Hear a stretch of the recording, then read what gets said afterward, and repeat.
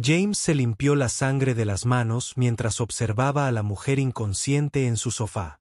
Su ropa de diseñador estaba rota, su rostro amoratado.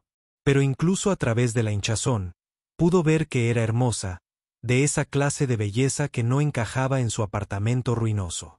La había encontrado hacía 3 horas arrastrándose desde los restos de una avioneta que se había estrellado a las afueras de la ciudad. Ella lo agarró de la muñeca con una fuerza sorprendente y le susurró: «Por favor, no me lleve al hospital». Ahora, mientras veía las noticias de la noche, su taza de café se le resbaló de las manos y se hizo añicos en el suelo. Allí estaba, la doctora Katherine Williams, con su foto ocupando toda la pantalla. La voz del presentador era grave. Buscada por realizar experimentos médicos ilegales con niños. Si ve a esta mujer, no se acerque. Se la considera extremadamente peligrosa. ¿Quién es usted realmente?, le susurró a la mujer dormida. El sol de la mañana se filtraba a través de las persianas agrietadas del apartamento de James Michie, proyectando largas sombras sobre el desgastado suelo de linoleum. A sus 42 años, James había aprendido a encontrar la paz en la rutina. Todas las mañanas a las 5:30, preparaba café en la misma taza desportillada, revisaba a su hijo Tommy, de 8 años, que dormía en la habitación que compartían, y luego se dirigía al Hospital General Mercy, donde había pasado los últimos 7 años fregando y vaciando cubos de basura. No era un trabajo glamuroso, pero pagaba las cuentas y mantenía a Tommy y a él comiendo. James había sido padre soltero desde que Tommy tenía 3 años, cuando su esposa Sarah simplemente desapareció un martes por la mañana, dejando solo una nota diciendo que no podía seguir con esto. Los papeles del divorcio llegaron 6 meses después, junto con los documentos de custodia firmados que lo oficializaban. Tommy era solo su responsabilidad. Al principio, el peso de la monoparentalidad casi lo había aplastado. Había perdido su trabajo en la constructora cuando Tommy enfermó y necesitó cuidados constantes. Se mudaron de su modesta casa a un apartamento estrecho en la parte más barata de la ciudad, donde los vecinos se ocupaban de sus propios asuntos y el alquiler era algo que podía pagar con el sueldo de un conserje. Pero habían encontrado su ritmo. Tommy era un chico brillante con los ojos verdes de su madre y la terquedad de James. A pesar de la ropa usada y de que comían más macarrones con queso de lo que deberían, Tommy nunca se quejaba. Se sentaba en la pequeña mesa de la cocina todas las noches a hacer los deberes mientras James calentaba la cena, charlando sobre su día en la escuela con el entusiasmo que le recordaba porque seguía adelante. El chico tenía una forma de encontrar alegría en las cosas más pequeñas. Un libro nuevo en la biblioteca, un buen examen de matemáticas, las raras ocasiones en que James podía permitirse llevarlo a comer panqueques al restaurante del centro. Trabajar en el hospital tenía sus ventajas más allá del sueldo fijo. James había aprendido a interpretar los ritmos del lugar, a entender que médicos eran accesibles y que enfermeras le darían a Tommy un jugo extra cuando fuera de visita. El trabajo en sí era tan mecánico que James podía dejar vagar sus pensamientos, planeando actividades de fin de semana que no podía permitirse o imaginando un futuro en el que Tommy pudiera ir a la universidad sin ahogarse en deudas. A veces, tarde por la noche, cuando el hospital se quedaba en silencio, James se encontraba caminando junto al ala de cardiología, observando a los especialistas hacer su magia con pacientes que podían costear su experiencia. Pensaba en el soplo cardíaco de Tommy, el que el pediatra había mencionado durante su última revisión, y se preguntaba qué pasaría si alguna vez se agravaba. El accidente ocurrió un martes por la noche a finales de octubre. James conducía a casa desde su segundo trabajo, turnos de fin de semana en una gasolinera a las afueras, cuando vio el humo que se elevaba del maizal junto a la autopista 62. La pequeña avioneta se había estrellado con fuerza, abriéndose paso entre los tallos secos antes de posarse contra un grupo de robles. James se detuvo sin pensar, con su experiencia en construcción a flor de piel mientras evaluaba la escena. El avión estaba destrozado, pero no en llamas, y podía oír a alguien moviéndose dentro. Fue entonces cuando la encontró. La doctora Katherine Williams estaba atrapada en el asiento del piloto, con sangre goteando de un corte en la frente, su ropa cara rota y sucia. Estaba consciente pero desorientada, murmurando algo sobre la necesidad de escapar, sobre cómo no podían encontrarla. Cuando James intentó ayudarla a salir de los restos, ella lo agarró del brazo con una fuerza sorprendente y lo miró fijamente con los ojos marrones más intensos que jamás había visto. «Por favor», susurró, con voz ronca pero decidida. «No me lleves al hospital. No llames a nadie. Te lo suplico». Había algo en su voz, una desesperación que le recordó a James cómo se sintió el día que Sarah se fue. Eso lo hizo dudar. Debería haber llamado al 911 de inmediato, debería haber seguido el protocolo y haberle proporcionado la atención médica adecuada. En cambio, se encontró ayudándola a subir a su camioneta, envolviéndola en la vieja manta que guardaba detrás del asiento y la llevaba a su apartamento mientras ella perdía la conciencia. Se dijo a sí mismo que estaba siendo humanitario, que tal vez huía de una relación abusiva o tenía motivos para temer a las autoridades. No se permitió pensar en su belleza ni en que hacía años que no conversaba de verdad con una mujer que no le pidiera que limpiara un derrame en la habitación 312. De vuelta en el apartamento, James hizo todo lo posible por limpiarle las heridas con el botiquín de primeros auxilios que guardaba para los inevitables rasguños y moretones de Tommy. Katherine recuperó la conciencia alrededor de la medianoche, aceptando un vaso de agua y una aspirina con silenciosa gratitud. Le dijo que se llamaba Kate, que era médica y que no podía explicar por qué tenía que permanecer oculta, pero que estaría eternamente agradecida por su ayuda. Había algo en su forma de decirlo, el agotamiento mezclado con genuina calidez en su voz, que hizo que James quisiera protegerla. A la mañana siguiente llegó la noticia que lo cambió todo. James estaba preparando café, viendo cómo estaba Kate, quien seguía durmiendo en su sofá, cuando la televisión le llamó la atención. Allí estaba, la doctora Katherine Williams, con su primer plano profesional llenando la pantalla mientras el presentador detallaba las acusaciones de realizar experimentos médicos ilegales con niños. El reportaje la retrataba como un monstruo, una cirujana respetada que aparentemente había estado usando su posición para perjudicar a los mismos pacientes que se suponía debía curar. El FBI pedía la ayuda del público para localizarla, advirtiendo que era peligrosa y que no debían acercarse. James se quedó paralizado en su cocina, cafetera en mano, mirando a la mujer que le había parecido tan vulnerable apenas unas horas antes. Volvió a mirar a Kate, que seguía durmiendo plácidamente en su sofá, con el rostro relajado y un aspecto más joven, sin la tensión que había visto la noche anterior. El contraste entre el supuesto monstruo de la televisión y la mujer herida que había rescatado era desconcertante. Todo su instinto le decía que llamara a la policía inmediatamente, que la denunciara y se desentendiera de cualquier problema que representara. Pero algo lo frenaba. Quizás era su forma de pedir por favor la noche anterior, o quizás simplemente su inclinación natural a ayudar a quienes parecían perdidos. Tommy eligió ese momento para salir de la habitación, frotándose los ojos para desvelarse y preguntar quién era la señora del sofá. James apagó rápidamente el televisor y le dijo a su hijo que era una amiga que había tenido un accidente de coche y necesitaba un lugar donde recuperarse. Tommy, con la naturalidad de la infancia, simplemente asintió y le preguntó si se quedaría a desayunar. Era una pregunta tan normal, formulada con una curiosidad tan inocente que le recordó a James lo que estaba en juego. Independientemente de lo que Katherine Williams hubiera hecho o dejado de hacer, su primera responsabilidad era con su hijo. Cuando Kate se despertó una hora después, James ya tenía preguntas. Le dio una taza de café y se sentó frente a ella en la pequeña mesa de la cocina, con expresión seria pero no hostil. «Vi las noticias», dijo simplemente. «Dicen que lastimas a los niños. Dicen que eres peligrosa». El rostro de Kate palideció y, por un momento, James pensó que iba a salir corriendo. En cambio, rodeó la taza de café con las manos y lo miró directamente a los ojos. «No puedo contártelo todo», dijo en voz baja. No porque no quiera, sino porque los pondría a ti y a tu hijo en peligro. Lo que sí puedo decirte es que nunca he lastimado a un niño en mi vida. Todo lo que he hecho, cada decisión que he tomado ha sido para intentar salvarlos.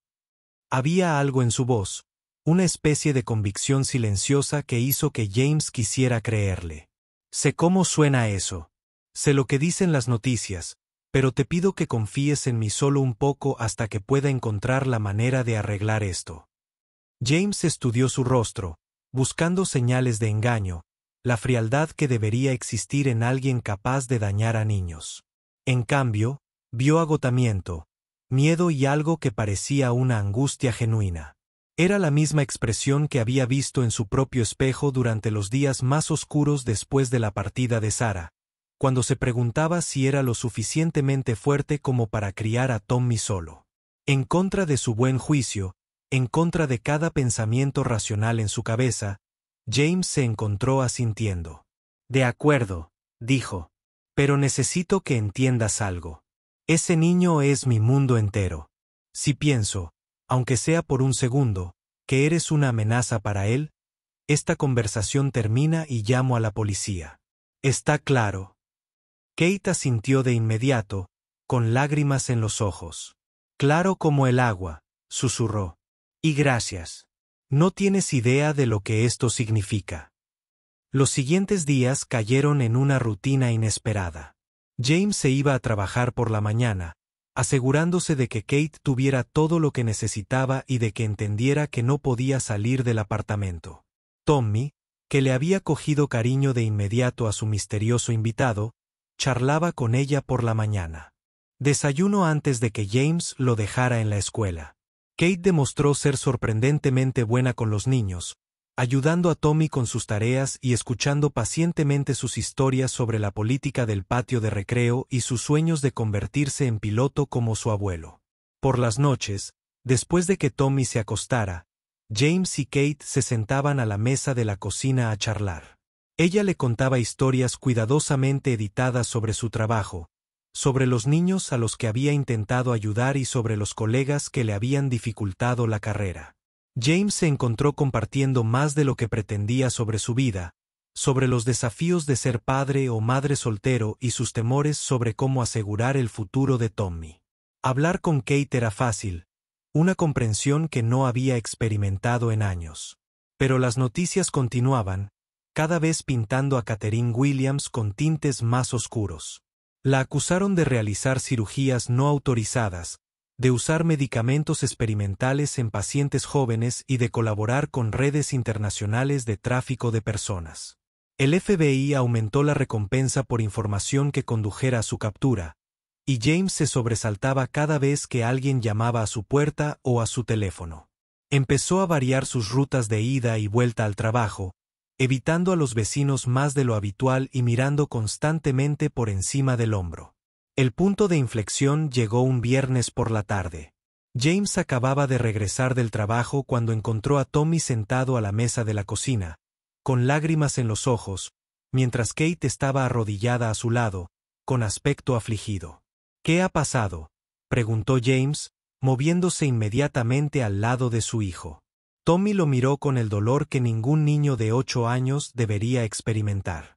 Me duele el pecho, papá, susurró Tommy.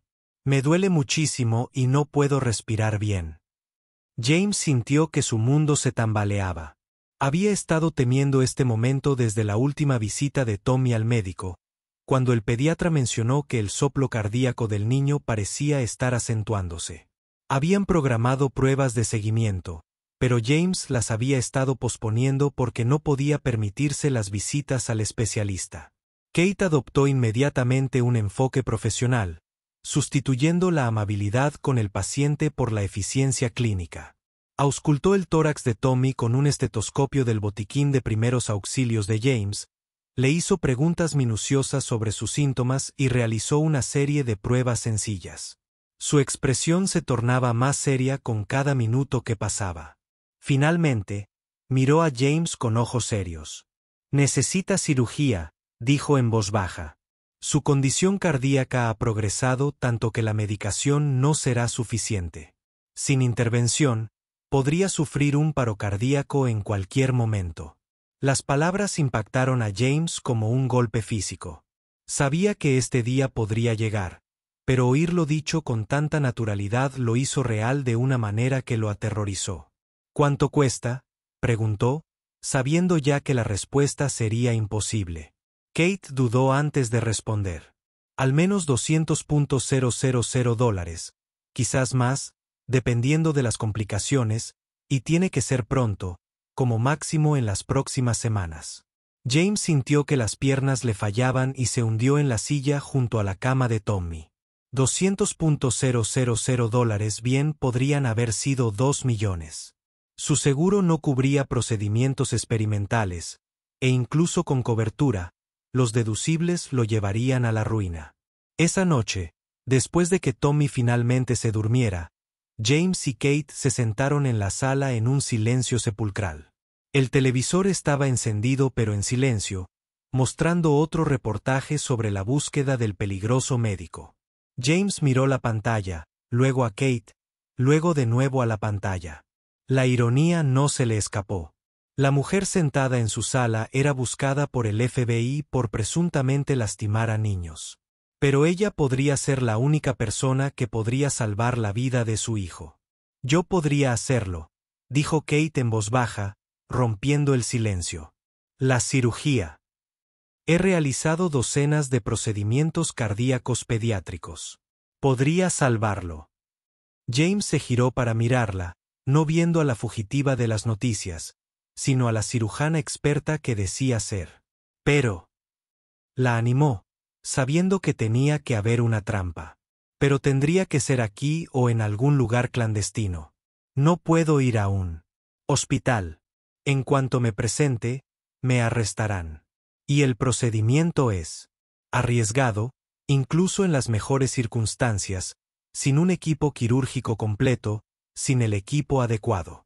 Su interrupción fue apagándose, pero James lo entendió. Estaba ofreciendo arriesgarlo todo para salvar a Tommy, pero no podía garantizar el éxito. James pasó el resto de la noche recorriendo el apartamento, sopesando opciones imposibles. Podía entregar a Kate y esperar que la recompensa ayudara a pagar la cirugía de Tommy por vías legítimas. Podía intentar encontrar otra manera de recaudar el dinero, aunque no tenía ni idea de cómo.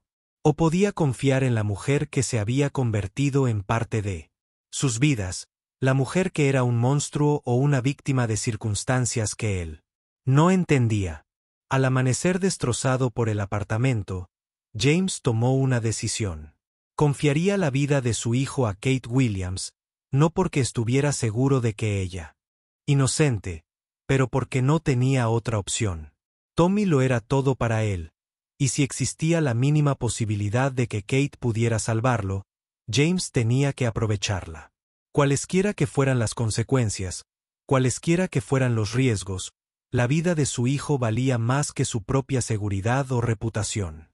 A la mañana siguiente, James llamó al trabajo diciendo que estaba enfermo y se sentó con Kate para planificar la cirugía imposible que salvaría a su hijo o los destruiría a todos. Durante los 2 días siguientes, Kate transformó el apartamento de James en algo parecido a un quirófano improvisado. Usó sus conocimientos médicos para guiarlo en la adquisición de suministros, instrumental estéril en tiendas de suministros médicos, antibióticos de proveedores veterinarios que no hacían muchas preguntas y equipo de monitoreo que James consiguió prestado del hospital durante sus turnos de noche. Era arriesgado, peligroso y probablemente ilegal, pero ver a Tommy debilitarse cada día le dio a James la motivación para superar sus miedos. Kate trabajó incansablemente, dibujando diagramas del estado cardíaco de Tommy y explicándole cada paso del procedimiento que tendría que realizar. Fue paciente con las preguntas de James, honesta sobre los riesgos y amable al hablar de lo que podría salir mal. Durante todo el proceso, James se encontró observando su rostro, buscando señales del monstruo que las noticias habían pintado. En cambio, vio a una mujer que hablaba del bienestar infantil con una pasión infalible, que se emocionaba al hablar de pacientes pasados que había salvado y que parecía genuinamente devastada por las acusaciones en su contra. La noche antes de la cirugía, James arropó a Tommy en la cama y se sentó a su lado, luchando por encontrar las palabras adecuadas. Tommy parecía tan pequeño en la penumbra, respiraba con dificultad y tenía la piel pálida. «Papá», susurró Tommy, «voy a estar bien». James sintió un nudo en la garganta mientras apartaba el cabello de su hijo de su frente. «Kate te va a curar el corazón mañana», dijo James en voz baja. «Es una muy buena doctora y te va a curar». Tommy asintió solemnemente y luego tomó la mano de su padre. «No tengo miedo», dijo con una valentía que le partió el corazón a James. «Kate me dijo que los corazones son solo músculos y que se pueden curar. Dijo, podré correr y jugar al fútbol cuando termine». Esa noche, James no pudo dormir. Se sentó a la mesa de la cocina, mirando fijamente los instrumentos quirúrgicos que Kate había dispuesto con precisión militar. Cada pocos minutos revisaba a Tommy, observando cómo el pecho de su hijo subía y bajaba con un ritmo irregular que se había vuelto cada vez más preocupante. Alrededor de las 3 de la mañana, Kate salió de la sala donde había estado revisando sus notas quirúrgicas por última vez. «¿Lo pensaste?», preguntó con suavidad, acomodándose en la silla frente a él. James la miró, a esta mujer que había trastocado por completo su vida cuidadosamente ordenada, y negó con la cabeza. «Sin dudas», dijo. «Solo terror». Kate extendió la mano por encima de la mesa y cubrió la suya con la suya. Su tacto era cálido, firme, y de alguna manera, tranquilizador. «Necesito decirte algo», dijo en voz baja, «sobre por qué estoy corriendo de verdad». James sintió que se le aceleraba el pulso, pero se obligó a mantener la calma. Trabajaba en el Hospital Infantil de Chicago. Kate continuó. «Descubrí que varios de mis colegas estaban involucrados en una red de tráfico de órganos. Identificaban a niños de familias pobres, niños cuyos padres no podían costear la atención médica adecuada, y los convencían de firmar formularios de consentimiento para procedimientos experimentales». Las palabras flotaban en el aire entre ellos como una presencia física. La voz de Kate era firme, pero James pudo ver el dolor en sus ojos mientras continuaba. Estos niños no estaban recibiendo tratamientos experimentales para ayudarlos. Estaban siendo extraídos para obtener órganos que irían a pacientes adinerados que podrían pagar precios elevados. Cuando intenté exponer lo que estaba sucediendo, me dieron la vuelta a la tortilla, haciendo que pareciera que yo era quien realizaba experimentos ilegales. James sintió un escalofrío. «¿Cuántos niños?», preguntó, aunque no estaba seguro de querer saber la respuesta. «Al menos 12, que yo pudiera demostrar». Kate respondió, «probablemente más. Pasé meses reuniendo pruebas, copiando archivos, documentándolo todo. Planeaba ir al FBI cuando descubrieran lo que hacía. Fue entonces cuando empezaron a volar las acusaciones. De repente, yo era el monstruo y ellos las víctimas». Las piezas empezaron a encajar en la mente de James. El accidente aéreo no había sido un accidente. Kate había estado corriendo, intentando llevar sus pruebas a alguien que la escuchara. «¿Dónde están las pruebas ahora?», preguntó. Kate señaló la pequeña bolsa de lona que había traído del avión siniestrado. Discos duros cifrados, historiales médicos, documentos financieros, todo lo necesario para demostrar lo que realmente sucedió. «Pero nada de eso importa si estoy muerto o en prisión». «¿Por qué me cuentas esto ahora?», preguntó James, aunque creía saber la respuesta. Kate lo miró directamente a los ojos, su expresión decidida. «Porque si algo sale mal mañana, si no sobrevivo a la cirugía o si las autoridades nos encuentran, necesito que alguien sepa la verdad. Y necesito que entiendas que todo lo que hago, ayudando a Tommy, arriesgándome a ser expuesta, es porque no pude salvar a esos otros niños. Tal vez pueda salvar al tuyo». La cirugía comenzó al amanecer.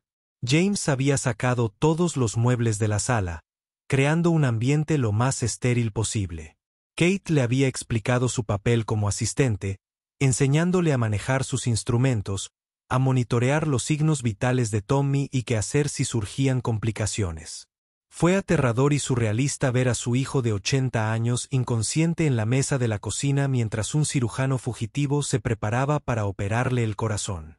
Durante 4 horas, James observó a Kate trabajar con una precisión y una destreza que no dejaban lugar a dudas sobre sus capacidades.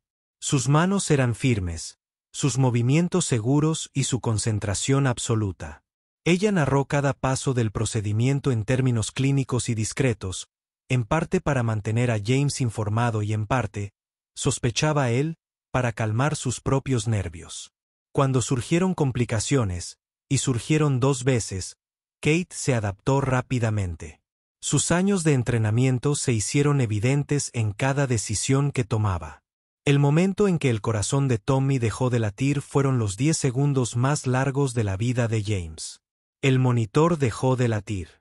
La habitación quedó en silencio, salvo por las órdenes urgentes de Kate, y James sintió que su mundo se derrumbaba. Pero Kate mantuvo la calma, realizando compresiones torácicas con precisión mecánica mientras ajustaba las dosis de la medicación. Cuando el corazón de Tommy regresó, fuerte y constante por primera vez en meses, James tuvo que agarrarse al borde de la mesa para no caerse. «Va a estar bien», dijo Kate en voz baja, con la voz cargada de emoción mientras terminaba las últimas suturas. Su corazón late con normalidad. La reparación es sólida y su color ya está mejorando. James miró a su hijo, observando la expresión pacífica en el rostro de Tommy y el constante subir y bajar de su pecho. Por primera vez en semanas, Tommy parecía un niño sano de nuevo. La celebración duró poco. Mientras Kate recogía los instrumentos quirúrgicos, oyeron el sonido que había estado atormentando las pesadillas de James. Varios coches se detenían frente al edificio de apartamentos, seguidos de los pasos pesados de gente que se movía con determinación. «FBI», dijo Kate simplemente, palideciendo. «Alguien debe haberme reconocido». James sintió que el pánico le subía a la garganta, pero Kate mantuvo la compostura. Rápidamente sacó los discos duros cifrados de su bolsa de lona y se los puso en las manos a James. «Hay una periodista llamada Rebecca Martínez en el Chicago Tribune», dijo con urgencia. He estado investigando la red de tráfico. Dale estos archivos. Cuéntale lo que pasó. Asegúrate de que se sepa la verdad». «¿Y tú?», preguntó James, aunque ya sabía la respuesta. Kate miró hacia la habitación donde Tommy aún se recuperaba de la cirugía. Luego volvió a mirar a James. «Voy a asegurarme de que sepan que no tuviste nada que ver con esto. Solo eras un buen samaritano que ayudó a una mujer herida. Tommy necesita a su padre, y no dejaré que mis problemas destruyan a tu familia». El golpe en la puerta se hizo más fuerte e insistente. «Agentes federales, abran». Kate enderezó los hombros y caminó hacia la puerta, deteniéndose solo para mirar a James una última vez. «Cuida de ese chico», dijo en voz baja. «Va a hacer cosas increíbles con ese corazón roto». James observó por la ventana cómo se llevaban a Kate esposada, rodeada de agentes del FBI y cámaras de noticias que, de alguna manera, se habían materializado en cuestión de minutos. La escena era surrealista. Esta mujer que acababa de salvar la vida de su hijo era tratada como una peligrosa criminal. Pero incluso mientras la subían a la parte trasera de un vehículo federal, Kate logró captar su mirada a través de la ventana y sonreír como para asegurarle que todo saldría bien. 3 semanas después, James estaba sentado en la sala de espera del Hospital Infantil de Chicago, sosteniendo la mano de Tommy mientras esperaban su cita de seguimiento.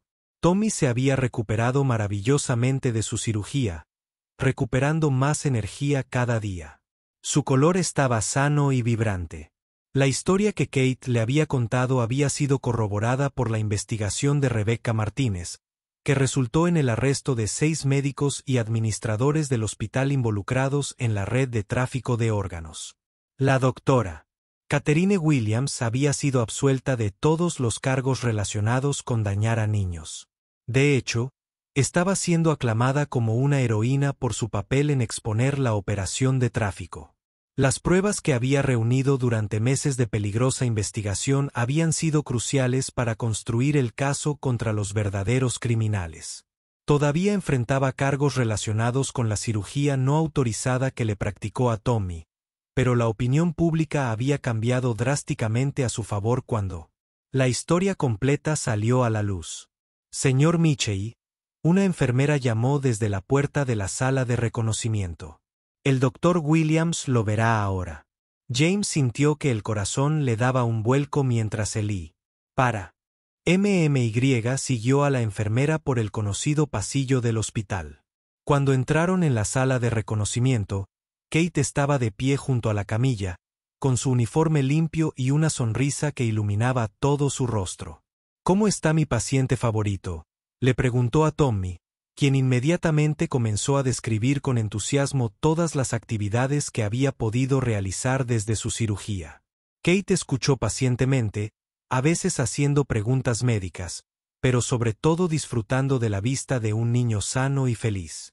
Cuando Tommy terminó su relato, Kate lo examinó minuciosamente. Su actitud profesional dio paso gradualmente a una evidente alegría por su progreso. Su corazón está perfecto, le anunció a James. La reparación está aguantando de maravilla. Su resistencia es excelente y todos sus signos vitales son normales. Puede volver a la actividad completa, incluyendo los deportes, si le interesa. Tommy gritó de alegría e inmediatamente comenzó a planear su regreso al fútbol en el patio, mientras que James sintió lágrimas de alivio y gratitud que amenazaban con desbordarse. Cuando Tommy se distrajo con el baúl de juguetes en la esquina de la habitación, Kate se acercó a James y le habló en voz baja. «Nunca tuve la oportunidad de agradecerte como es debido», dijo, «por confiar en mí cuando cada pensamiento racional te decía que no lo hicieras. Por proteger a Tommy. Por creer en mí cuando todo el mundo pensaba que era un monstruo». James miró a esta mujer extraordinaria que había revolucionado su vida, y de alguna manera, la había mejorado en el proceso. «Salvaste la vida de mi hijo», dijo simplemente. «Debería agradecerte». Kate negó con la cabeza, con expresión seria. «Primero salvaste la mía. Esa noche después del accidente, cuando decidiste ayudarme en lugar de entregarme, fue cuando supe que aún había algo bueno en el mundo. Eso fue lo que me dio la fuerza para seguir luchando». 6 meses después, James estaba en la puerta de su nuevo apartamento, más grande, más luminoso y en un mejor barrio, gracias al contrato que había firmado para escribir su libro. Tommy estaba en el patio trasero jugando al fútbol con la energía y el entusiasmo que aún asombraban a James cada día. La risa del niño se filtraba por las ventanas abiertas, un sonido que se había convertido en la banda sonora de su nueva vida. Kate había retomado su práctica médica, dividiendo su tiempo entre cirugías y su trabajo de defensa de los derechos médicos de los niños. Había testificado ante el Congreso sobre la necesidad de una mayor supervisión en la medicina pediátrica y había creado una fundación para brindar cirugía cardíaca gratuita a niños cuyas familias no podían costearla. También se había convertido en una presencia habitual en la vida de James y Tommy, cenando con ellos 2 veces por semana y sin perderse ni un solo partido de fútbol de Tommy. James vio cómo el coche de Kate entraba en la entrada y Tommy inmediatamente dejó su balón para correr a saludarla. Verlos juntos, el valiente niño y el médico que lo había arriesgado todo para salvarlo, aún llenaba a James de una mezcla de gratitud y asombro. Había comenzado su historia como un hombre que apenas se mantenía a flote, luchando por mantener a su hijo, mientras luchaba contra el miedo a un futuro que no podía controlar. La terminaba como alguien que había aprendido que a veces las decisiones más importantes son las que parecen imposibles de tomar. Mientras Kate y Tommy caminaban juntos hacia la casa, charlando sobre sus últimas técnicas de fútbol y las recientes cirugías de ella, James reflexionó sobre el viaje que los había traído a todos a este momento. Un accidente aéreo que podría haber sido una tragedia se había convertido en el comienzo de algo hermoso. Una mujer que huía de falsas acusaciones había encontrado una familia dispuesta a creer en su inocencia. Un padre que enfrentaba una crisis médica imposible había descubierto que a veces la ayuda llega de los lugares más inesperados. Los medios de comunicación finalmente habían pasado a otras historias, pero las lecciones que James había aprendido permanecieron. Descubrió que la valentía no es la ausencia de miedo. Es elegir hacer lo correcto a pesar del miedo. Aprendió que la confianza a veces es un acto de fe que rinde frutos inimaginables. Y lo más importante, se había dado cuenta de que las familias no siempre se crean por la sangre o la ley, sino a veces por el simple acto de elegir cuidarse unos a otros cuando más importa. Tommy irrumpió por la puerta principal, seguido de cerca por Kate. Ambos se reían de alguna broma privada. «Papá», gritó Tommy. «Kate dice que me va a enseñar a suturar, ya sabes, para cuando sea médico como ella». James sonrió, viendo los ojos de su hijo brillar de emoción y posibilidades. El futuro de Tommy se extendía ante él ahora, brillante e ilimitado, su corazón reparado lo suficientemente fuerte como para llevarlo a cabo cualquier sueño que decidiera perseguir. «Parece un buen plan», dijo James, abrazando a su hijo y mirando a Kate por encima de la cabeza de Tommy. En su sonrisa, vio la misma gratitud y asombro que sentía todos los días. Todos se habían salvado de ese accidente aéreo de formas que ninguno de ellos podría haber imaginado. A veces, lo más hermoso. Las historias hermosas comienzan con lo que parece un final, y a veces las personas que parecen más peligrosas resultan ser exactamente quienes necesitas que sean. Elena se encontró atrapada en una situación insostenible, viendo sufrir a sus hijos mientras era incapaz de restaurar la relación que les había brindado su primera muestra de genuina comprensión y aceptación. Cada conversación con su equipo legal reforzaba el mismo cálculo brutal. Defender el papel de Benjamin en la vida de Ruby y Jasper significaba aceptar la responsabilidad de lo que los tribunales interpretarían como una supervisión negligente, mientras que distanciarse de él significaba abandonar la única intervención que realmente había ayudado a sus hijos a desarrollar estrategias de afrontamiento y confianza creativa. El punto de quiebre llegó durante una visita supervisada con Richard, cuando Ruby sufrió una crisis sensorial total en un restaurante de lujo, elegido específicamente porque representaba el tipo de entorno donde se esperaba que la socialización exitosa ocurriera de forma natural. Sin las herramientas visuales ni las técnicas reguladoras de Benjamin, sin el vocabulario artístico que le había enseñado a externalizar experiencias sensoriales abrumadoras, Ruby simplemente se encerró por completo, meciéndose y tarareando mientras se tapaba los oídos ante el embate de la conversación, los cubiertos y la música de fondo que parecía violencia física contra su hipersensible sistema nervioso. El incidente fue documentado por el equipo legal de Richard como clara evidencia de la incapacidad de Elena para preparar a Ruby para situaciones sociales normales. Pero Elena vio algo diferente en el colapso de su hija. Vio a una niña que había experimentado brevemente lo que se sentía al ser comprendida y acomodada en sus diferencias, ahora obligada a regresar a un mundo que interpretaba sus necesidades sensoriales como problemas de conducta que requerían corrección, en lugar de dones creativos que requerían cultivo y apoyo. Esa noche, Elena tomó una decisión que salvaría o destruiría su caso de custodia, dependiendo de factores que escapaban en gran medida a su control. Llamó a Benjamin, sabiendo que cualquier contacto continuo entre ellos sería analizado y potencialmente utilizado en su contra, pero incapaz de ver a sus hijos desaparecer de nuevo en un sufrimiento silencioso cuando sabía que existía ayuda y que se les negaba por razones que no tenían nada que ver con su bienestar real. «Necesito que los ayudes una vez más», dijo Elena, con la voz cargada del agotamiento característico de quien finalmente se ha quedado sin opciones aceptables. «Sé lo que podría costarme legalmente, pero no puedo permitir que Ruby y Jasper se pierdan de nuevo solo porque los adultos en sus vidas están más preocupados por la responsabilidad que por la sanación». Hizo una pausa, y Benjamin pudo oír años de inseguridad y presión social condensados en el silencio. Se estaban convirtiendo en ellos mismos cuando trabajaban contigo, versiones reales de sí mismos, no las versiones medicadas y controladas que todos los demás parecen preferir.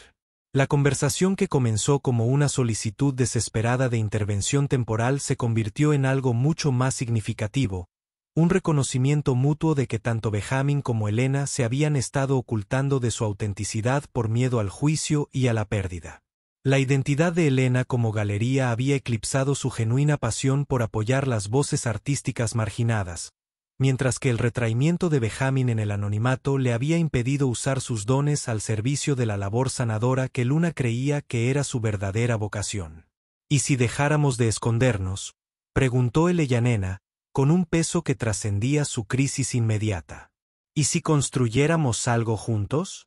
No solo por Ruby y Jasper, sino por todos los niños que necesitan que la gente entienda que mentes diferentes crean diferentes tipos de belleza. La pregunta flotaba entre ellos, como un puente que los conducía a un futuro que ninguno se había atrevido a imaginar, pero que de repente parecía no solo posible, sino necesario. La decisión de seguir adelante requería que ambos aceptaran riesgos que parecían casi insuperables. Benjamin tendría que salir de su anonimato protector, revelando no solo su éxito artístico, sino también las pérdidas personales que lo habían llevado a esconderse. Elena tendría que defender públicamente sus decisiones de crianza y el papel de Benjamin en la vida de sus hijos, sabiendo que los jueces de los tribunales de familia a menudo priorizaban la credibilidad institucional sobre los resultados reales al determinar los acuerdos de custodia. Pero mientras planeaban sus próximos pasos, tanto Benjamin como Elena se sintieron llenos de energía de una forma que no habían experimentado desde antes de sus respectivas pérdidas y compromisos.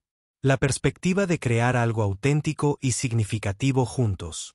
Un espacio donde los niños neurodivergentes pudieran explorar sus dones creativos sin tener que disculparse por la forma en que sus mentes procesaban la información de manera diferente se sentía como un regreso a las motivaciones idealistas que originalmente los habían atraído hacia el arte y la sanación.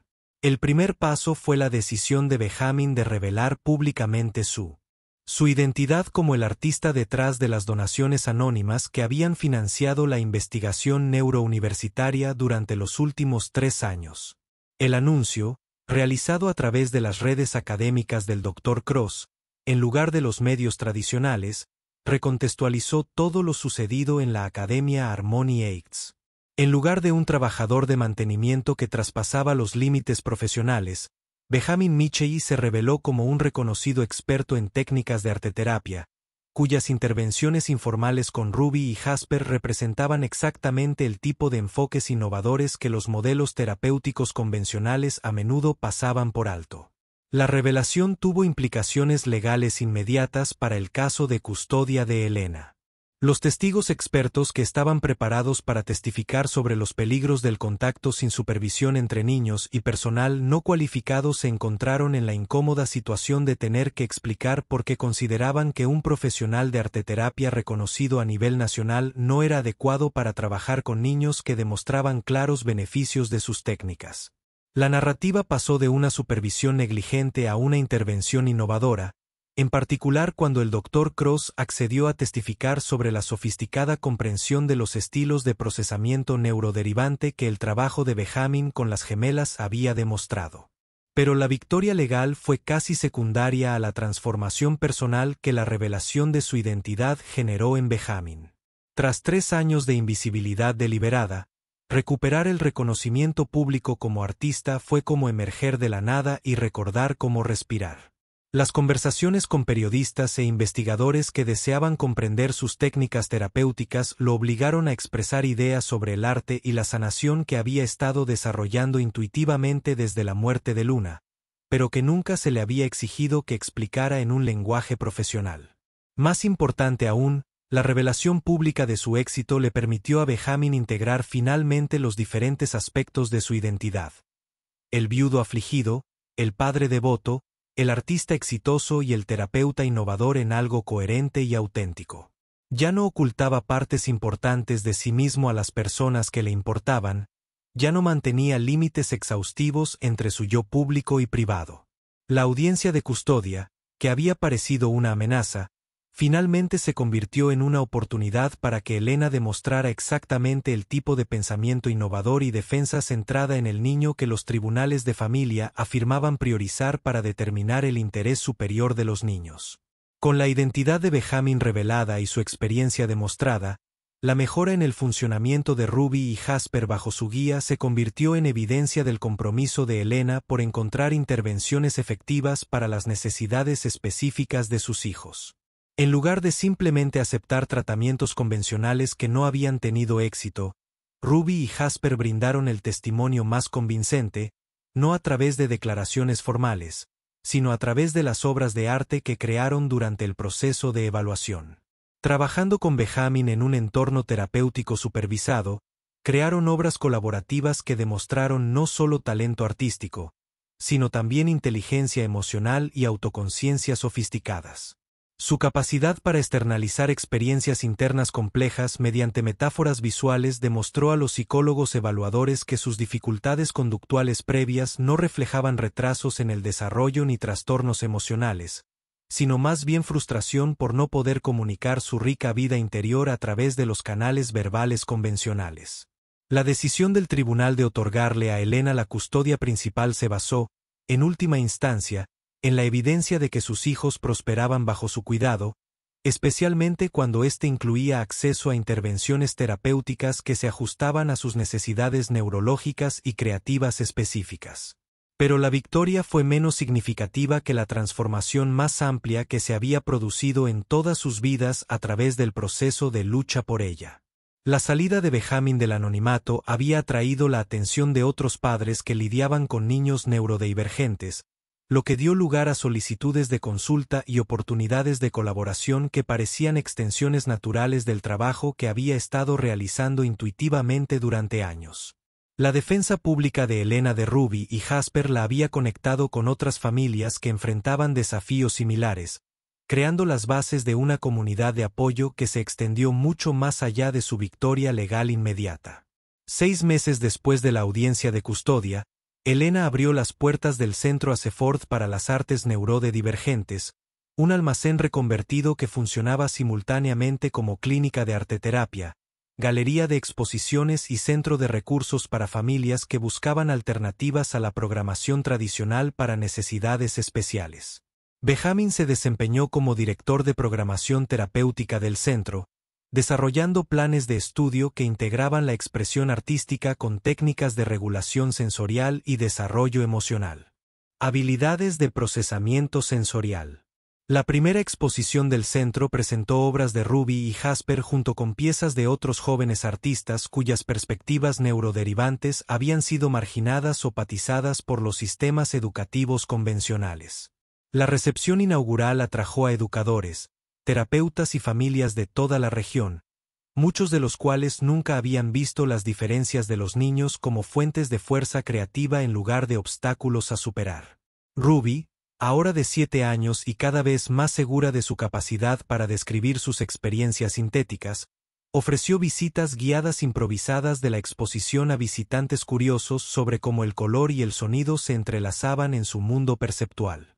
Sus explicaciones eran a la vez científicamente sofisticadas y poéticamente hermosas, demostrando el tipo de dotes intelectuales que las evaluaciones estandarizadas no habían logrado identificar ni medir. Jasper se había fascinado con los aspectos arquitectónicos del diseño de galerías, creando planos detallados para espacios expositivos que se adaptaban a las diferentes necesidades de procesamiento sensorial, manteniendo al mismo tiempo la coherencia estética y el impacto visual. Sus diseños estaban siendo estudiados por profesionales de museos que empezaban a comprender que la accesibilidad podía mejorar, en lugar de comprometer, los entornos artísticos.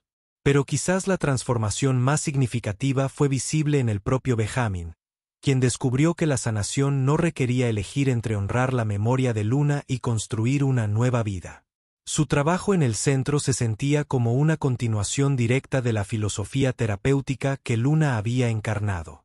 Mientras que su relación con Elena y sus hijos le había demostrado que el amor no disminuía al compartir, sino que se multiplicaba creando abundancia en lugar de escasez. Zoe se había adaptado a la configuración familiar ampliada con la flexibilidad que los niños suelen demostrar cuando los adultos modelan una auténtica toma de riesgos emocionales. Había desarrollado una relación particularmente estrecha con Ruby, cuya sensibilidad artística complementaba las fortalezas académicas más tradicionales de Zoe de maneras que enriquecieron el desarrollo creativo de ambas niñas. Su relación con Jasper se caracterizaba por la paciente mentoría de un hermano mayor que entendía lo que se sentía al navegar por el mundo con una mente que funcionaba de forma diferente a la esperada. El éxito del centro había atraído la atención nacional de investigadores y profesionales que comenzaban a comprender que los niños neurodivergentes a menudo poseían dotes creativas e intelectuales que los modelos educativos convencionales no estaban diseñados para reconocer ni cultivar. Benjamin se encontró viajando a congresos y asesorando a distritos escolares que deseaban integrar técnicas de arteterapia en sus programas de educación especial, difundiendo enfoques que honraban las diferencias neurológicas en lugar de patológicas. Pero el trabajo que sentía más significativo continuaba ocurriendo en los momentos de tranquilidad. Las sesiones al final de la tarde, cuando un niño que había sido etiquetado como con dificultades de conducta descubría que sus movimientos repetitivos podían canalizarse hacia técnicas artísticas rítmicas, o los talleres nocturnos donde los padres aprendieron a ver los intensos intereses de sus hijos como puertas a la conexión, en lugar de obstáculos para el desarrollo social. Elena había encontrado su propia voz artística al defender a Ruby y Jasper, creando piezas de técnica mixta que exploraban temas de protección, transformación y la belleza inherente a las mentes que procesaban la realidad a través de vías no convencionales.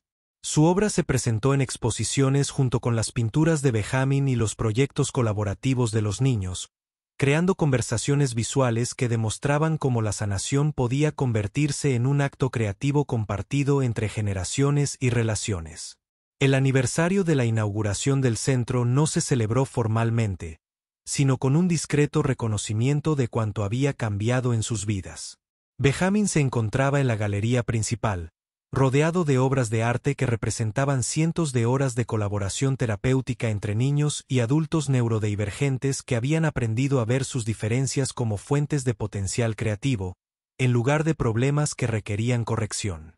Ruby y Jasper trabajaban en una nueva pieza colaborativa, una instalación a gran escala que incorporaba las experiencias de color sintético de Ruby con los sistemas de patrones matemáticos de Jasper, creando una representación visual de cómo las relaciones entre hermanos podían honrar las diferencias individuales a la vez que construían un significado compartido.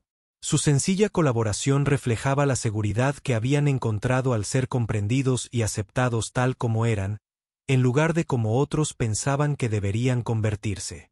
Elena se acercó a Benjamín mientras se lo observaba trabajar a los niños. Su presencia era a la vez familiar y continuamente sorprendente, de la misma manera que las relaciones íntimas podían contener tanto consuelo como descubrimiento. Luna estaría orgullosa de lo que has construido aquí, dijo en voz baja. Y Benjamín sintió la verdad. Esa afirmación se asentó en su pecho sin el dolor agudo que alguna vez le causaron los recuerdos de su difunta esposa. Ella siempre decía que la sanación se produce en comunidad. Benjamín respondió, con la calidez particular de quien ha aprendido a integrar la pérdida con un nuevo amor en lugar de tratarlas como experiencias contradictorias. Creo que le habría encantado ver a Ruby explicar el color a adultos que nunca han considerado que otras personas puedan ver el mundo de forma completamente diferente. Permanecieron juntos en un cómodo silencio, observando a sus hijos, biológicos y elegidos, crear belleza a partir de la materia prima de sus perspectivas únicas y su difícil comprensión. Los suaves sonidos de la creación artística llenaban el espacio a su alrededor, interrumpidos por suaves conversaciones y risas ocasionales a medida que surgían nuevos descubrimientos de la intersección de diferentes mentes que trabajaban juntas hacia objetivos comunes. Mientras la luz del atardecer se filtraba por las ventanas de la galería, proyectando cálida sombra sobre el espacio de trabajo de los niños, Benjamín sintió una profunda sensación de plenitud que no tenía nada que ver con la perfección, sino con la autenticidad. El paso de ser un conserje nocturno anónimo a un artista reconocido e innovador terapéutico le había exigido arriesgar todo lo que había construido a partir de las ruinas de su vida anterior. Pero lo había llevado a una versión de sí mismo que honraba tanto sus pérdidas como su continua capacidad de amar y crear.